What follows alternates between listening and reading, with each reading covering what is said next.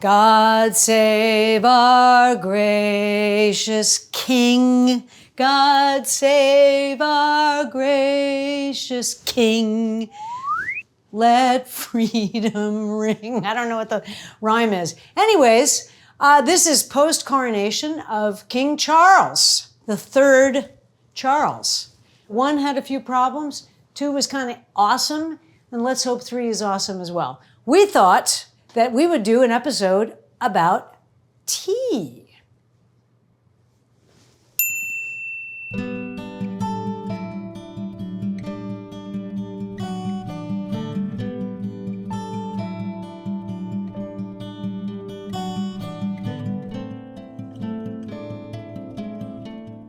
So there's a couple different kinds of tea meals. Americans, when they say high tea, they usually mean cream tea or afternoon tea, which is the cakes and everything. The reality is high tea is essentially early supper. It just has more substantial food, more savory, okay? Honestly, you could say high tea if you wanted to. It's just more food. But we're essentially doing a cream tea or afternoon tea. If you go to beautiful hotels all over England, not just in hotels, you can get these very fancy sit-down teas with tiered, things. We're gonna try and desperately recreate one of those. Well, I don't know if it's gonna work out for us, but we're gonna make a beautiful afternoon cream tea for you today on Dinner Party Tonight. What are we gonna make? We're gonna make some beautiful little delicate finger sandwiches. Probably smoked salmon, cream cheese, capers, things like that, cucumber, yum. We're gonna make a very beautiful English thing called coronation chicken in respect to King Charles. But it's really, really good. And it used to be one of my favorite things in the world. We're gonna make some scones, which is how you say it in England. It's totally fine to say scone. They're actually named after the town in Scotland where ancient kings received their coronation, which is Scone. So it's possible that the American pronunciation is maybe closer, but I doubt it. Anyway, because if you say scone with a Scottish accent, it's scone. And then we're gonna make some strawberry jam with a very special new friend. Then we're going to make the Bakewell tart. What is a Bakewell tart? Well, it's essentially a frangipane tart with a little smear of strawberry jam. It's very, very British, Bakewell. It's named after a town called Bakewell, which is funny because it has the word bake in it. Anyway, we're making a Bakewell tart. And basically, that's it. Scones. I've never made these before. Apparently they're facile, according to everybody on planet internet. Now, there's 2 different kinds of scone. It's actually thousands of different kinds. But the 2 main kinds are butter and milk as the fat or cream as the fat. We decided to do the cream one, which makes a more cake-like scone. The craggy-edged scones that you see in the shop, those are usually butter and milk as opposed to cream. You can interchange those 2 fats in any recipe you want. All right, first thing is we have 3 cups, you're making a lot of these, of flour, some sugar, they say 1/4 to 1/3, I would say 1/3, but anyway, some sugar, and we're gonna put some baking powder. I love this baking powder, Bakewell. I mean, what's it called? Yeah, Bakewell. Huh, interesting. Is it made in Bakewell? No, it's manufactured in Hamden, Maine. 1 tablespoon, holy crap. That's a lot of leavener. That's a lot of leavener. They're usually served with something called clotted cream, which is essentially the top part of heavy cream. You can get it at really fancy, like gourmet stores. I'm just whisking these dry ingredients so they're combined. Now we're gonna make our fat, which is essentially 1 1/3 to 1 1/2. So I'm gonna pour 1 1/2 in here. It depends on your humidity in your room. It depends on your sense of the dough. That's why there's a discrepancy. I'm gonna pour 1 1/2, and then we're gonna just see what happens. I'm putting a little salt in here because I forgot to. and peu de sel. And what do we want to put in here? Well, it's an opportunity to flavor it, okay? So in this, I'm gonna put some vanilla, but you could put nutmeg, you could put currants in it, you could put almonds in it, you can put anything you want in it, but flavor the milk with the thing you're adding if you can. You know what I mean? Like if you have almond essence or something like that. So I'm gonna put some slivered almonds in ours as well. So I'm gonna use a little almond essence and a little vanilla. Be careful with almond essence. Be careful with essences. If you watch a lot of cooking shows, you know why.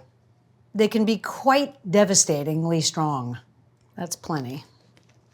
This is Nielsen Massey paste because I ran out of Halala, now that I know how to say it, which I have to reorder from them. This is a great product too, but Halala is my favorite. I'm gonna do a generous amount. And I'm gonna use some seeds. You may have noticed my apron. It was a present from Brian for my 60th birthday. How weird is that? I was thinking about that amazing Simon and Garfunkel song. The song is called Bookends, and the lyric, which really struck me over my birthday, was, can you imagine us years from today, sharing a park bench quietly? How terribly strange to be 70. Okay, here we go. We're gonna drizzle this in and see what happens. They say it's easy, but this don't seem so easy to me. And like scone makers all over the world are like, idiot.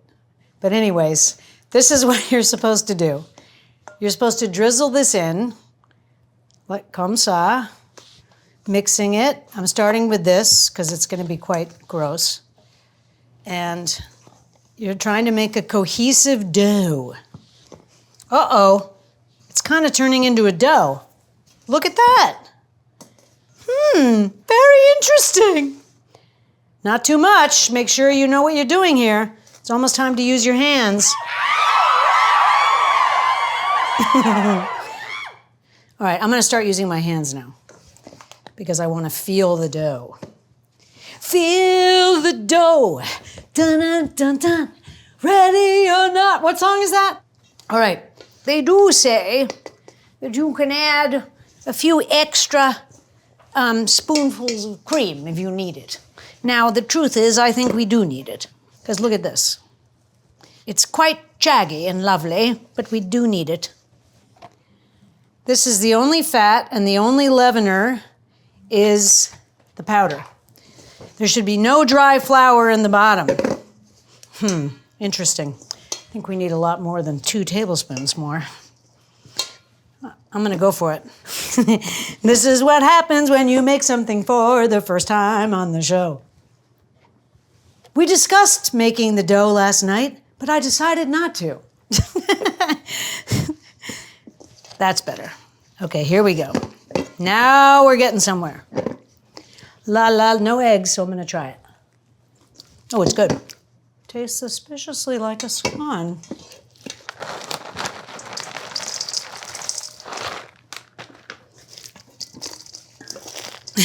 Clearly that should have been done before, but oh well.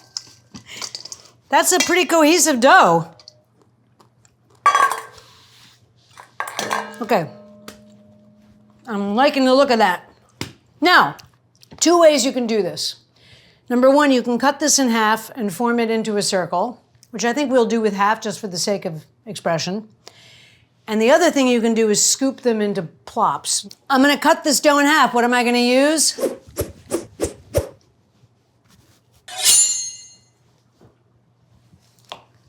Okay? Now, the almonds are not very well distributed, but oh well. I'm gonna form this into a disc like this, but make sure I can lift it. So put a little flour there. Make sure I can lift it up, right? Now this has a funny little step, which is they want you to put it in the freezer for 15 minutes. I think this could be really cute. I'm gonna cut this into wedges in 1 second. Does this thing work? Nobody knows, right? Ah! Amazing. These could be really good, you guys. I don't know how this is going to fit in my freezer, but I guess we'll figure it out. When I get my prep kitchen in the back, there'll be a designated freezer. Not bad, guys. This will be a small one. Okay, first of all, I'm going to cut this into wedges.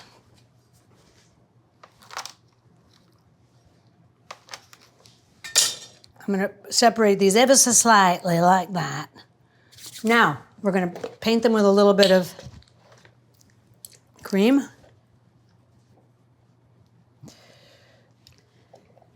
All right, gotta help us, but here we go. So because I added the almonds so stupidly, they kind of cracked open a little bit, but that's okay. I'm just sprinkling a little sugar on top of these guys, just a little bit. All right, here we go. They did freeze slightly.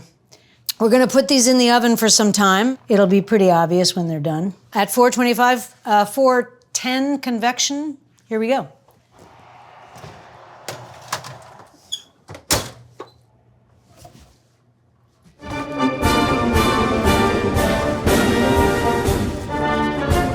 Ladies and gentlemen, I would like to introduce to you the amazing Thermomix. His name is Mosley. Now, because he's new, he still has a little bed that he sits on when I use him. He doesn't need that. What is a Thermomix? Well, from watching MasterChef The Professionals UK and Great British Menu and going into professional kitchens in America, what the hell is that thing? Was the question on my lips, okay? Well, that thing was a thermo. What is a Thermomix? Well, the clue is in the name, Thermomix.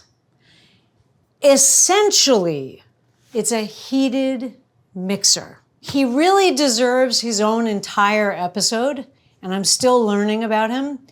But today, I'm gonna show you just one amazing thing that this machine can do. It's like having an extra person in the kitchen. And I'm not kidding, all right? So when I say in the future on the show, Mosley made it, it means Mosley made it. All right, so he's electronic. I'm gonna plug him in. And he's from Germany. So he's very clear on the instructions, very simple explaining. When he shuts down, he says, Thermomix will shut down now, which is a strange and cute way of putting it. Anyways, this is a Thermomix. So if you've ever wondered on those shows what the hell they're doing with this machine, it's a thermo. We are going to make strawberry jam. So really any jam that you're gonna make on here takes 15, 20 minutes. And it's perfect jam, by the way. Does he make more than jam? He can chop, he can cook, he can saute, he can brown, he can caramelize, he can make any jam, any sauce, any gravy. He can't really cook rice. They say he can cook rice, but he can't really cook rice. I tried it. It's okay. But it's like Mosley on Downton Abbey. Could I help? He sometimes fumbles. But this is a miracle. Let's make strawberry jam. 3 ingredients, not even pectin in this one, because there's a lot of natural pectin. Okay, so basically, I'm just gonna do this. These have been washed, obviously. He's kind of a lifesaver. But, you know, some of the stuff they want you to do with him, I wouldn't do. Like, you don't need to make cake batters in here. That's the scones. They look ready to me. Hi, little scones, how are you? As predicted, the plopped ones kind of broke apart slightly, but oh well. These are, hello, perfect. Let's let them cool, and then we shall enjoy them. I'll enjoy this little piece. Wow.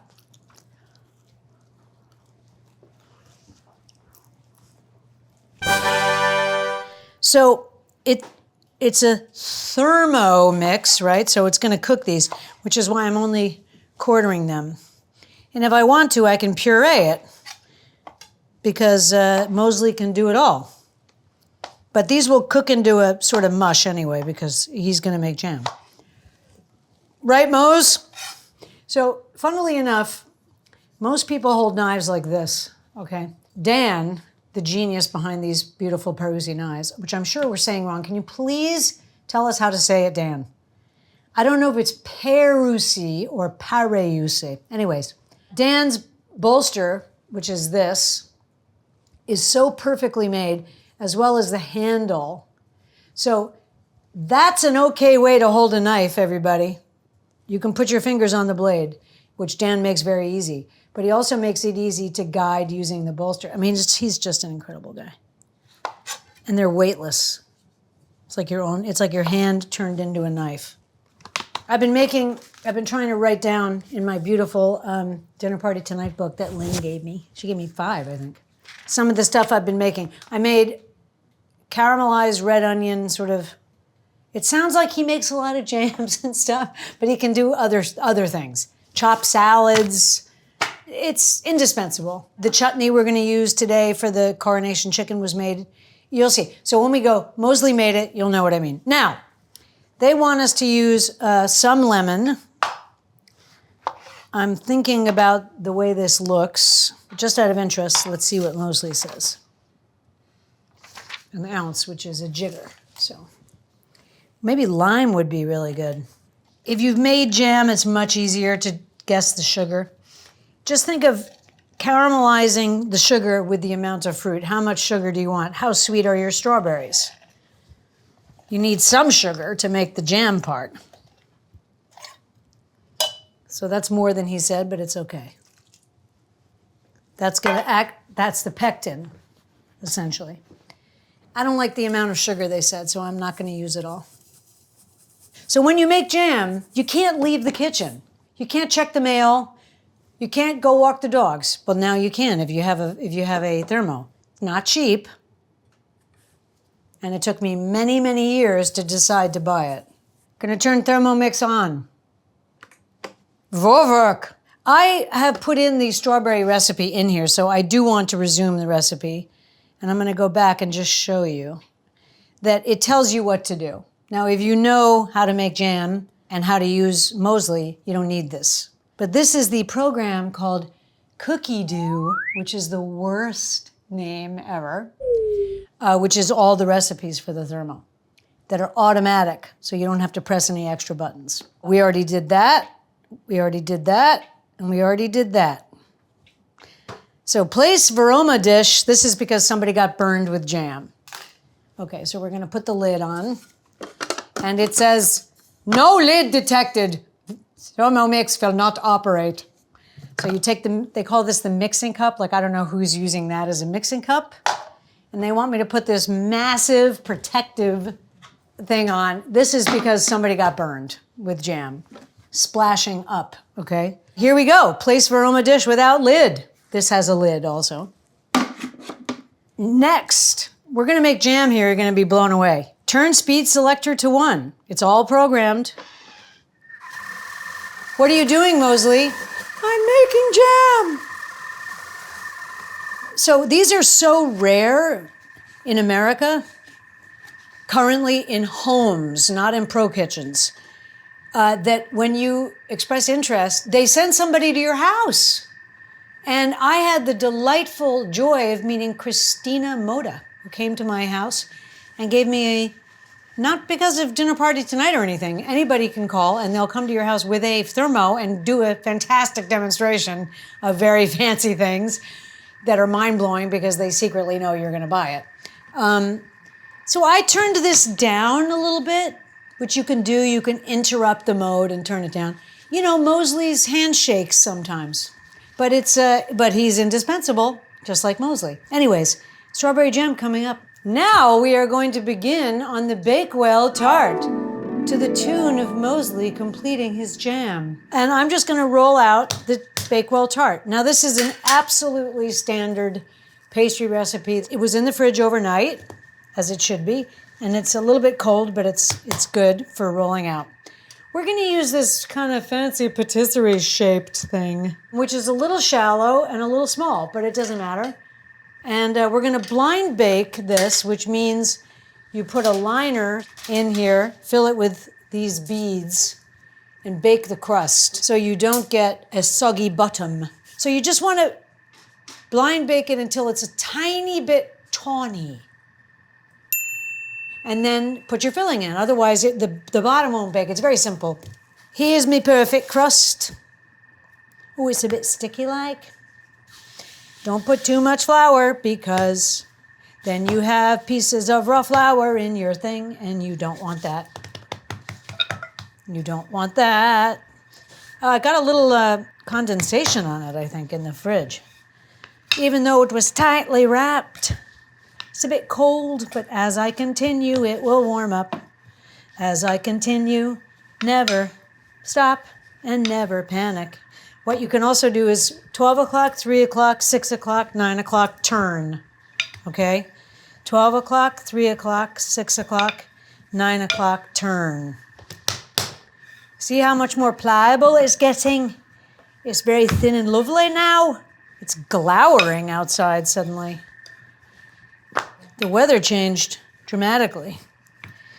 If this is your first time rolling out stuff, don't panic. Don't panic, George, okay?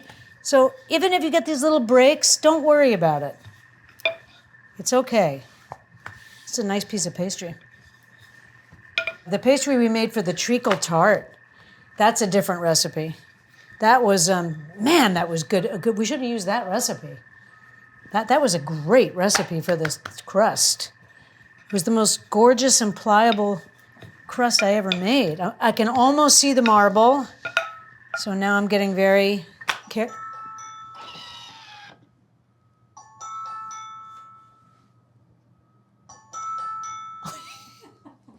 It's Mosley. Well, it's almost jam. I'm going to do another 10 minutes. Okay. I just put him on for another 10 minutes because I didn't like the consistency of the jam. I'm feeling it to make sure it's the same thickness all the way through. Oh, there you go. Oh, it's thin. Oh.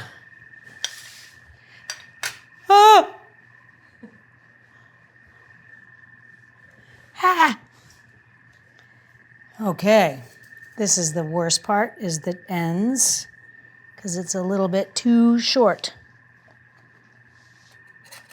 Use a sharp knife. In other words, a Perusi. Okay, I'm gonna patch this a little bit, just because I'm slightly concerned about the delicacy of it, even though it's gonna make a beautiful tart. Ooh, it's thin over here. Okay, I'm gonna patch the bottom. Nobody's gonna see it. I think it's a teensy bit too thin right there. And like here. All right. Doesn't look too bad. This is a classic pâté de sucre, which means sweet pastry. I'm gonna put this in the fridge because it's a little bit soft right now. Remember, when you use a tart pan with a removable bottom, that you're using a tart pan with a removable bottom. Because the times I've put my hand on the bottom and shoved my beautiful crust into Kingdom Come, I can't even tell you. Okay, so now we're gonna make the filling for the Bakewell. Still making the strawberry jam, which is gonna be nuclear hot, and we won't be able to use it in the tart. But it's still gonna be delicious jam. Here we go. So, I have 1.25 cups of almond flour, which is ground almonds, and 1/4 cup of pastry flour, which I didn't have, so I just used regular flour. So, we're making frangipane, very simply put, okay? So the first thing we're gonna do is beat together the sugar. This is 2 sticks of butter, about 1/2 cup of sugar.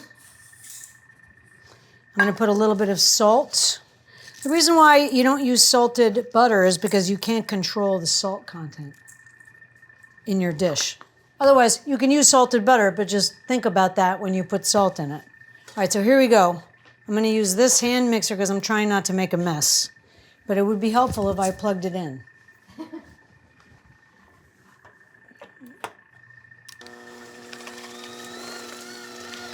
So would this be better in the stand mixer? Absolutely.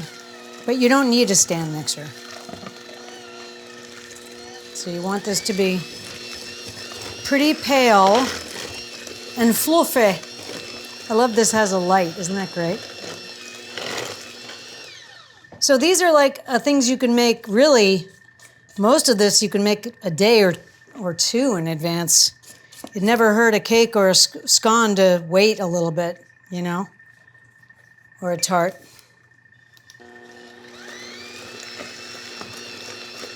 This looks pale to me. And I should know. All right, so I'm gonna put 1 egg. There's many, many ways to make frangipane. This is just one. It might be the most complicated one. And I'm gonna put an egg white, reason unknown. And I'm gonna mix that together. A little bit lower speed.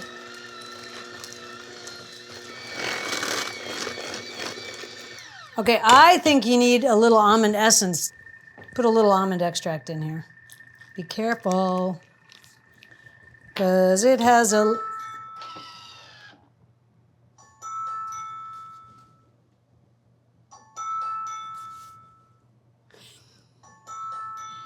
It's Mosley.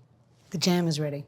We're gonna finish this, and then we're gonna mix in the flowers. Supposedly, this is gonna work. The stand mixer would have been much easier. It's not that bad.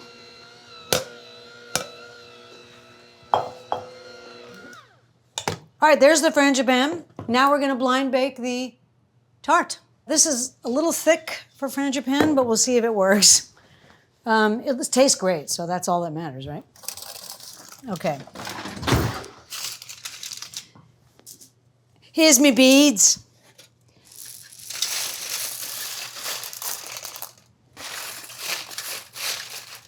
All right, here we go, blind bake. I'm gonna put this on a tray. You know why? Because it makes it a lot easier to get it out.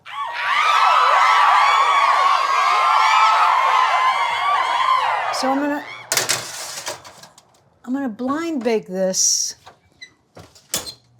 for about 10 minutes. Then I'm gonna take the beads out, which is always super fun. All right, here's the tart that is cooled from its blind bake, which came out rather nicely, if I say so myself. I'm going to gently spread our strawberry jam. You're supposed to use raspberry, but we're using strawberry. A very thin layer on the bottom. I'm actually gonna not use the big pieces of strawberry. So I would avoid large pieces. Now I'm going to spoon in the frangipane. And it's quite firm because I forgot to take it out of the refrigerator.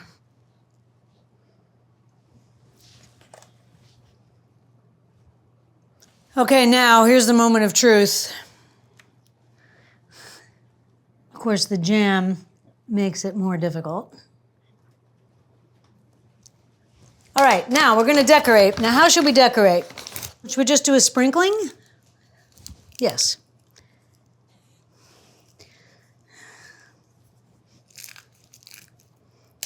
I'm sort of breaking them in my hand.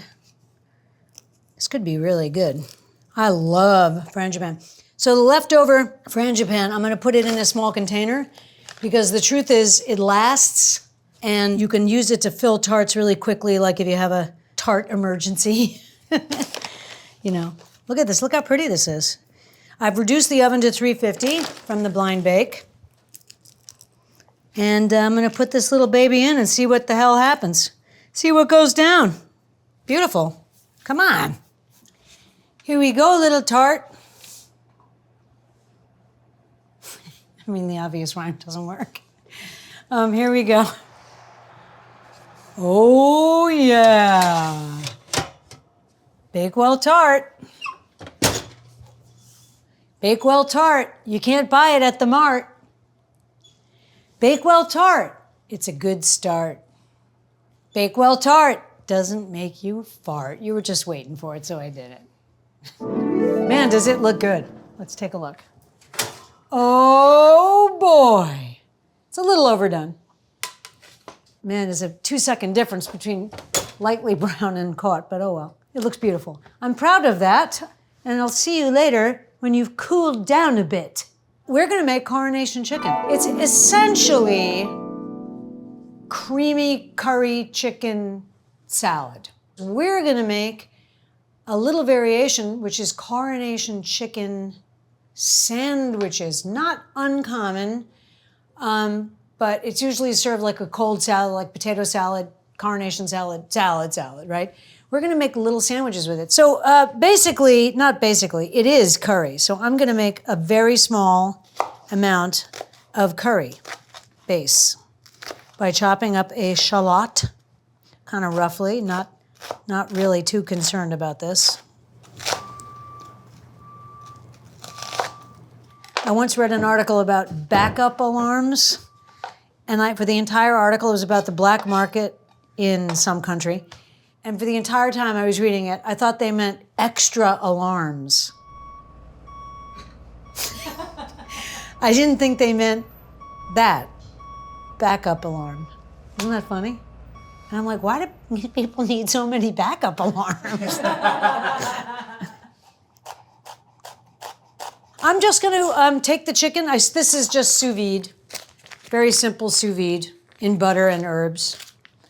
I'm going to remove it from the bag and slice it. Wow, that's amazing. The pattern of the plastic bag got on the chicken. That's bizarre. It's because I'm using a real vacuum sealer now. La la la la, this is butter that you're seeing. The yellow stuff. Don't be alarmed. Sous vide we've gone over. Okay, the consensus is to chop it.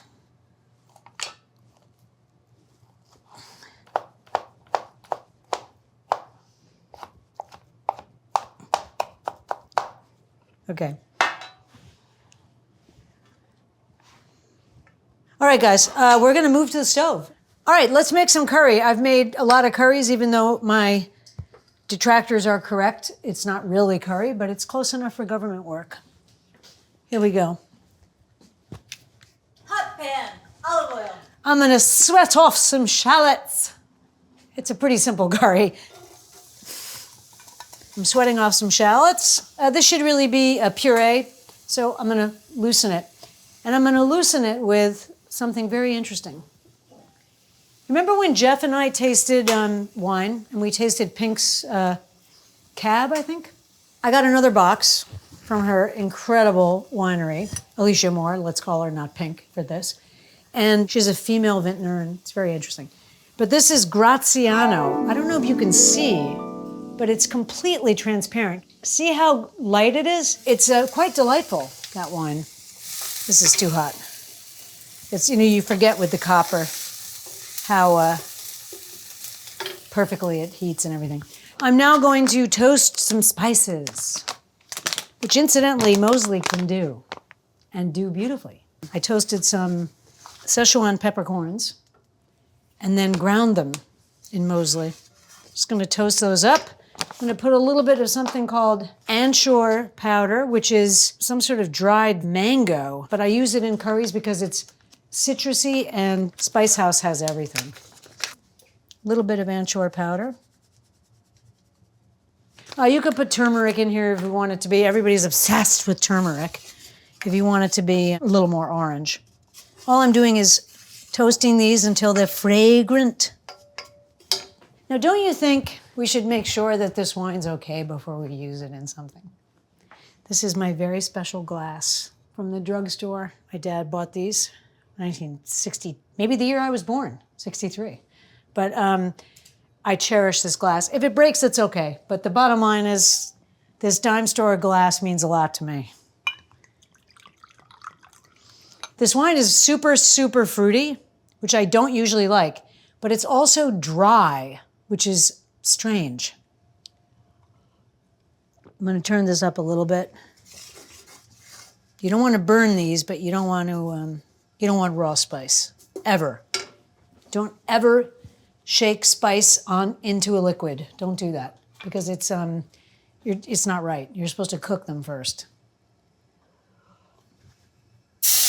There we go. So making a little pasty poo. A pasty poo for me and you. A pasty poo for me and you. A pasty poo for me and you. A pasty poo for me and you. A pasty poo, poo, poo. Pasty poo for me and you. A little more wine, why not? Then you don't have to say you drank the whole bottle. Okay, this is super dark. So let's lighten it up with a little Mosley made chutney. This stuff is really good. Look at that, come on. This is mango chutney, and maybe we'll do that another day. I think we made mango chutney. It's not unspicy. It's actually really good. It's very dark. It's fine that it's dark, but it's a little dark. Oh, but we're gonna put mayonnaise in it, that's right. Okay, I'm gonna taste this because I have no idea what it tastes like. It's really good.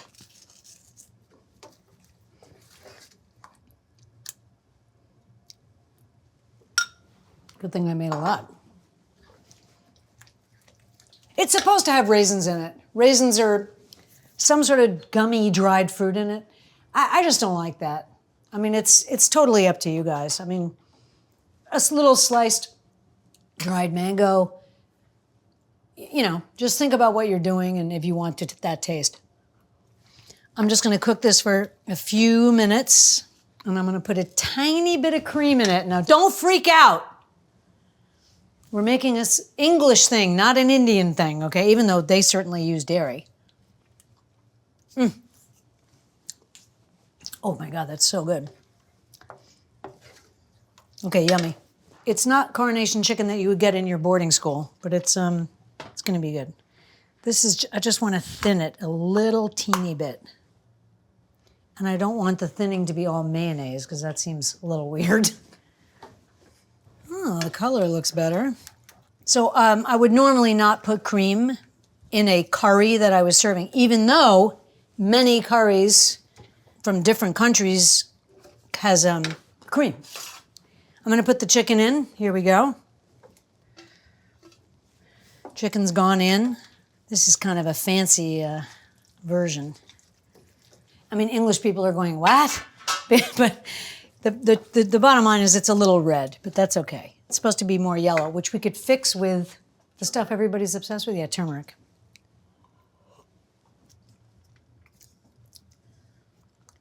Wow, that is divine. Okay, now I'm gonna put mayonnaise in it. Yeah, don't forget it's English, it's not Indian, okay? And we're making a cold salad with it. So I'm gonna use the juice of half a lemon because we have a lot less chicken than they talk about. This could be really good, guys, in a sandwich. Could be yummy. I mean, that's unspeakably good. I mean, it's fancy. It's a fancy version of coronation chicken. So we're gonna let this cool off the heat, and we're gonna use it as sort of a divine spread for our tea sandwiches, which we're going to assemble now. Sandwiches, oh sandwiches, oh sandwiches.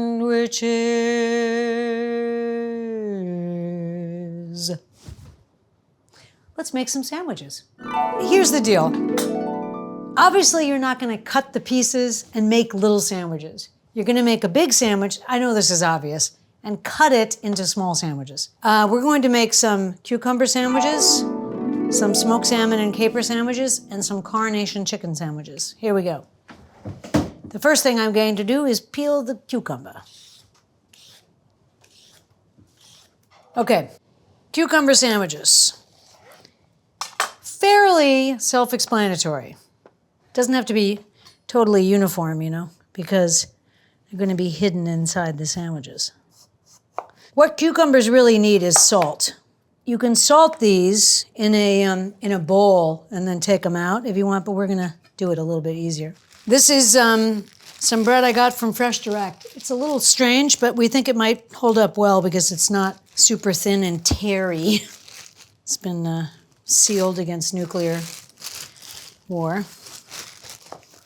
Okay, we need a lot of mayonnaise. Here we go. Spread evenly, because if you get the piece without the mayonnaise, you're going to be upset. You don't worry about the edges, you're going to cut the crusts. So just take it all the way to the edge. Better to over mayo than under with this particular sandwich. Okay? You're going to lay your cucumber slices, and not too close to the edge. You put a small slice in between. Never hold a knife like that. Never hold a knife like a pencil, even though I just did it. A little bit of pepper. And even though this has salt, I'm going to put a little bit of salt. Put it together. Boom. Press it with your hand. Look at that. Ah, beautiful. Try to cut into the cucumber.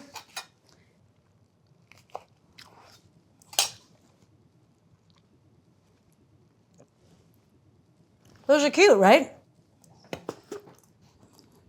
This is literally assembly.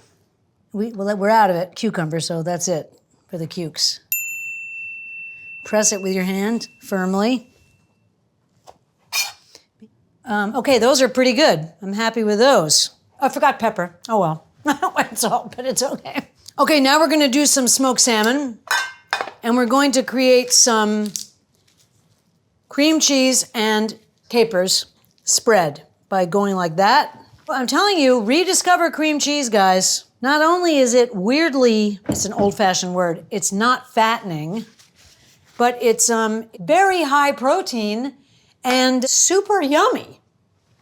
So the amount that you would really want, not the amount they put on a bagel or on a piece of toast, is galaxies away from butter in terms of fat, and equally, if not slightly, more delicious on toast. Anyways, I'm a big proponent of that stuff. I'm just gonna chop these very slightly. Okay, so this is literally cream cheese. I'm gonna put a little bit of pepper. Think about salmon, okay? So salmon, capers, yum. All right, so we're gonna you're trying to loosen this a little bit so it spreads easier by sort of heating it, by moving it.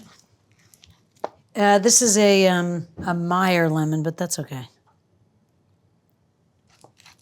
Okay, here we go. I'm gonna taste this. Frankly, I could use more capers, or perhaps a little caper juice.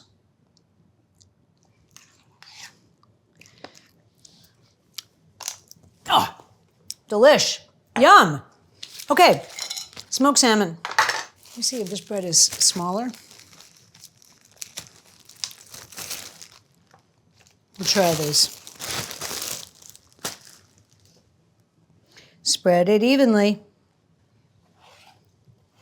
These are luxurious sandwiches, I'll tell you that. Press it with your hand. Hello. Pretty nice. Could use a little pepper, which I forgot to do. Nice, right? Boop, boop, boo, doo, doo, doo, doo, doo, doo, doo, doo, doo. All right, here we go. Now, I'm gonna put the Coronation chicken ones on a different plate. Coronation chicken Sammies. To go with our tea tray, we're going to put them on a separate tray in case they leak a bit. We don't want them to stain the more dainty ones. Here we go. I'm not going to put anything on here because it's quite luxurious. So I'm going to just do it like this. Spread it out, you know? Oh, it's really good. Ooh, it's really nice cold.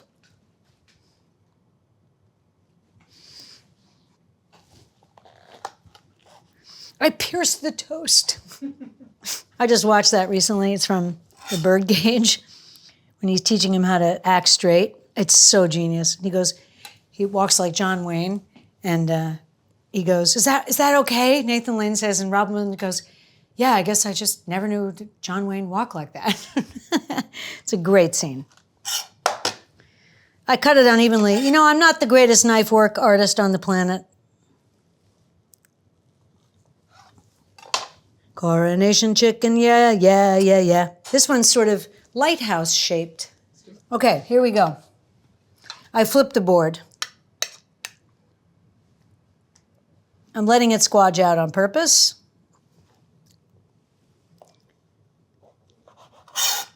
Okay. See, the problem with this, even though it's a great idea, is that the color is very distinct. Thank God this knife is razor sharp. Look at that. That's beautiful. The top is still okay. Tea sandwiches.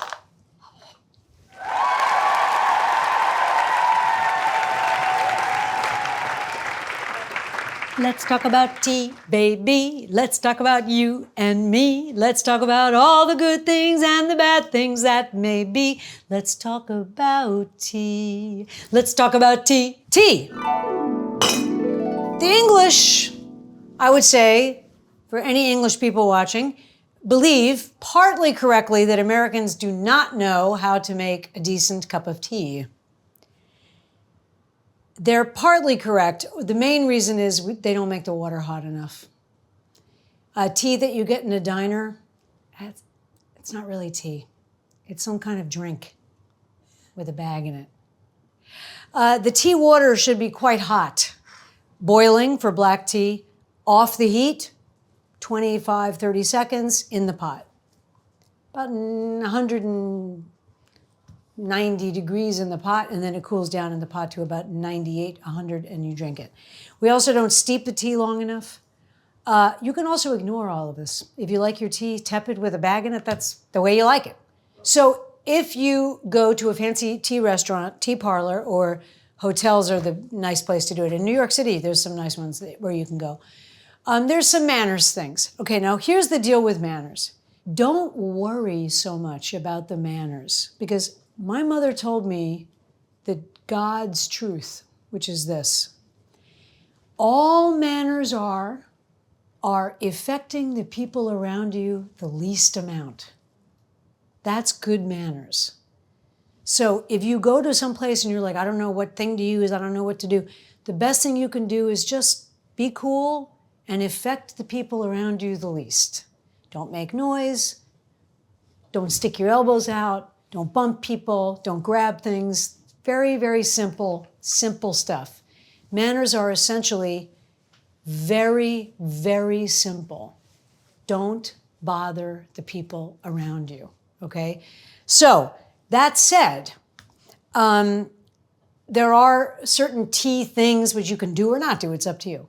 The person who pours the tea is called the mother, okay? So who's going to mother today? Have you ever heard that in a British movie? It means who's going to pour the tea. Or who's going to be the mother means who's going to pour the tea. This is the host's job, really. And just like a host would never serve themselves first, they don't serve themselves first. These are very simple things. If I was serving dinner, I wouldn't fill my plate before my guests. I would say you should never put the milk in the cup before the tea. It's pretty American to do that. It's absolutely verboten in England. The tea has to sit and be itself, then you put the milk in, or cream. I would say don't leave your spoon in your cup, but I would also say that for a cocktail. Don't drink a cocktail with the stick sticking out. It's bizarre to me. It's also bad manners because it's just clumsy and it's not right. So take the thing out, unless you can't take it out. And some of these crazy cocktails now, it's so big you can't take it out. But anyway, don't do this.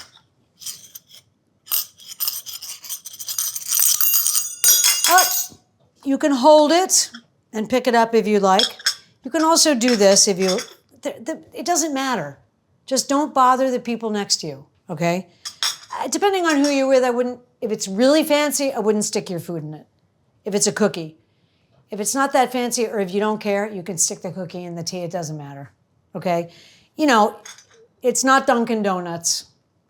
So you signed on to go to like a nice thing. Do you wanna like stick the sandwich in the tea? The sweet sandwich or the cookie or whatever, or the scone or whatever, scone or whatever it is. You know, assess your situation.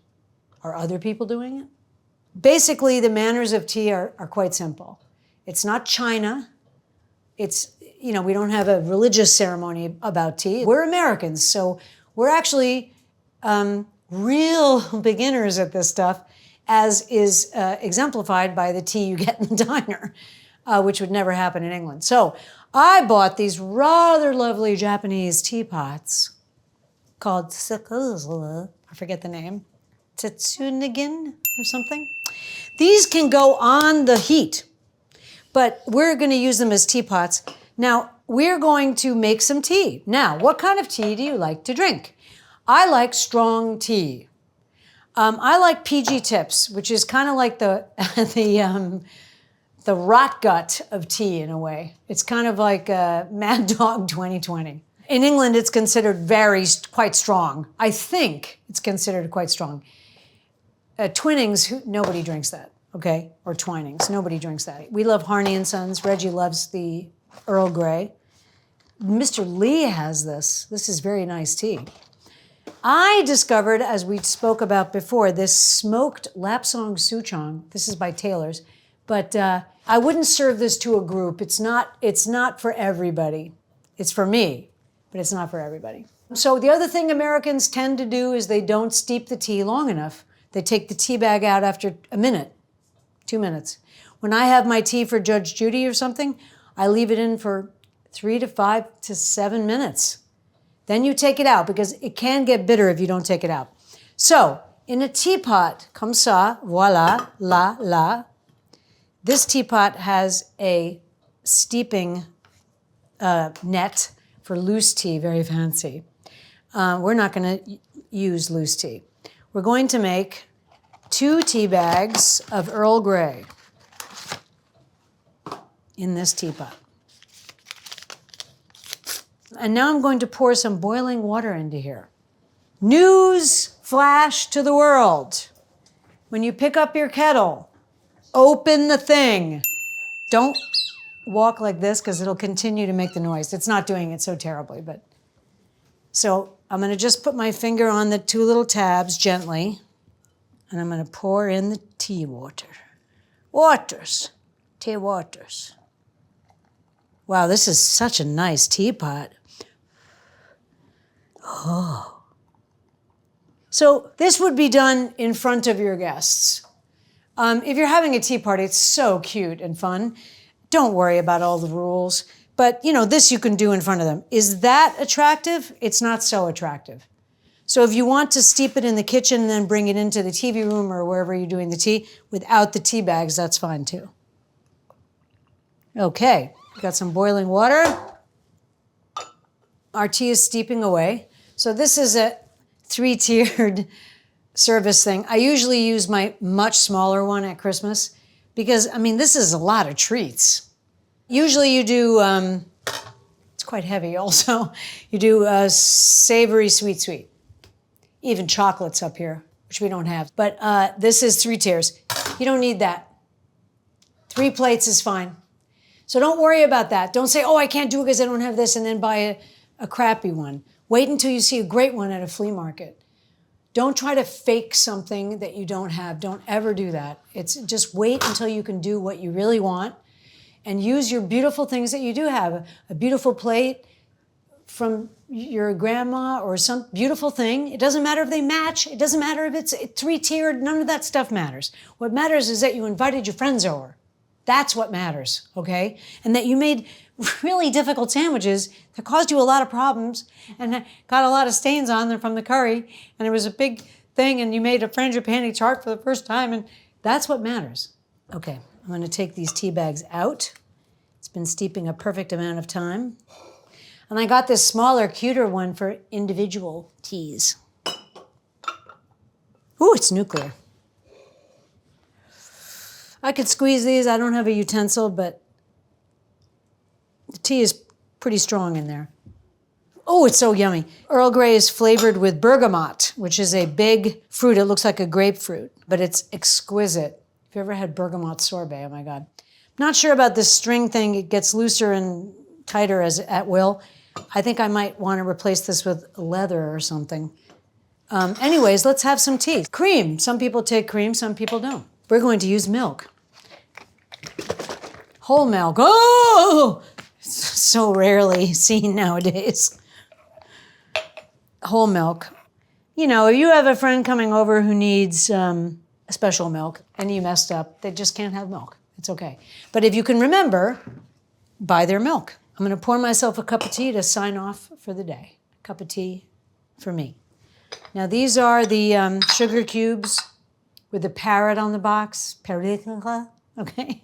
I've always loved these. I don't know why. You're supposed to have tongs. I don't have tongs, okay? You should have tongs, or you should have a spoon designated in there so they know not to put their hands in. So I'm going to do that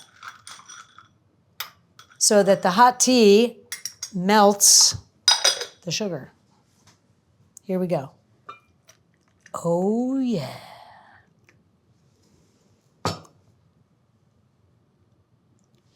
Just going to stir it quietly. I'm not going to make a big noise like a bus, okay?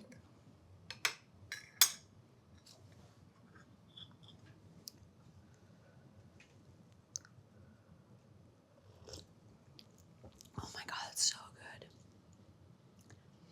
You know what's funny about tea? And I don't know if it's the way the caffeine molecule is in tea or what, but sometimes tea can be more reviving than coffee, which is a strange thing. Oh my God, that's so good. If you're really flagging, sometimes a tea can be better than a coffee. That is really good tea, by the way. Here's to us who's like us, damn few and they're all dead. Make tea for your friends. What did we make today? What did we make? We made afternoon tea for you and your friends. Why not? What's the holdup? All you gotta do is cut some sandwiches. Well, and make some scones and some other stuff. We made savory finger sandwiches, coronation chicken, cucumber and mayonnaise, yummy, smoked salmon with caper cream cheese. We made scones, or scones. Ours were almond. Came out pretty good. We made strawberry jam in Moseley.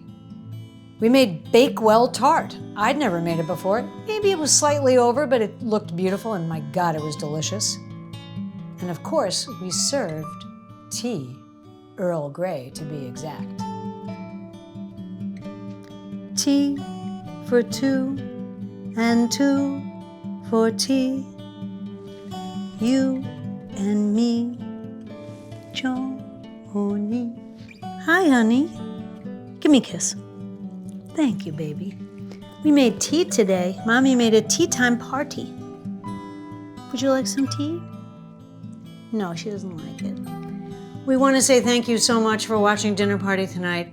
Over the last couple of months, you guys have just made our hearts swell with pride. We thank you so much for everything. Right, sweetheart? We say thank you to the peoples. So if you feel like it, subscribe. The bell apparently does something, God knows what it is.